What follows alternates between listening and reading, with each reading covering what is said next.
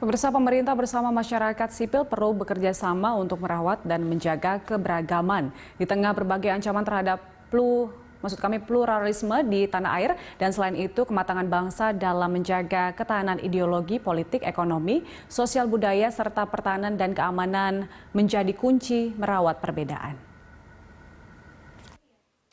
Keberagaman selalu menjadi kekuatan dan kekhasan yang melekat sebagai jati diri bangsa Indonesia.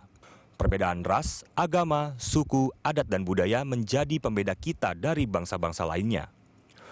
Namun di tengah berbagai persoalan bangsa dewasa ini, pluralisme yang kita miliki menghadapi berbagai tantangan tersendiri. Berbagai persoalan itulah yang menjadi pembahasan webinar yang digelar Kementerian Hukum dan HAM. Kepala Badan Litbang Kementerian Hukum dan HAM Sri Puguh Budi Utami mengatakan, tantangan terberat pluralisme di Indonesia saat ini yaitu penyebaran ujaran kebencian melalui media sosial yang seringkali memecah belah persatuan.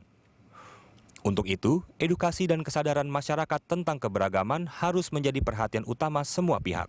Kalau tidak dipelihara, dirawat, disayangi, dicintai oleh kita semua, maka kekuatan yang sungguh luar biasa ini akan menjadi kendala permasalahan dalam mewujudkan cita-cita luhur mengapa kita berada di dalam satu negara kesatuan Republik Indonesia. Direktur Jenderal Hak Asasi Manusia Kementerian Hukum dan HAM Mualimin Abdi menjelaskan, instrumen hukum di Indonesia dalam konteks keberagaman saat ini masih bersifat abstrak. Pasalnya, saat ini masih banyak pemerintah daerah yang mengeluarkan kebijakan diskriminatif terhadap kelompok gender, agama, dan ras tertentu. Menurutnya, isu seperti itulah yang seringkali merusak cerminan pluralisme di Indonesia. Bagaimana agar peraturan daerah di kabupaten kota itu tetap mengedepankan atau berparameter hak asasi manusia. Contoh yang lalu ada peraturan daerah yang mendiskriminasi kepada kaum perempuan, sehingga manakala ada perempuan yang berdiri di satu tempat, di tempat umum yang di atas jam 10 dianggap dia telah melakukan pekerjaan-pekerjaan asusila. Nah, ini kan yang seperti ini kita harus lakukan pemberian pemahaman agar sebuah peraturan daerah tidak boleh mencerminkan diskriminasi dan ketidakadilan.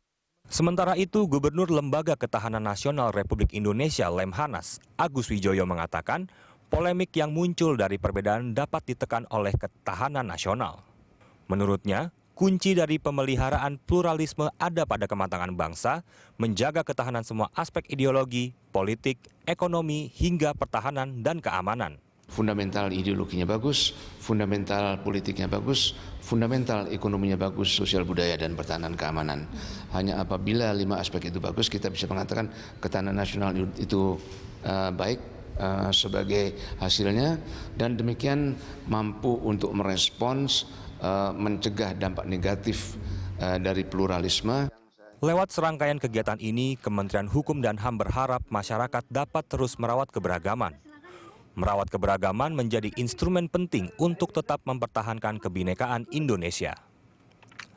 Cinta Zanidia, Krisdianto Budi Santoso, Berita 1, Jakarta.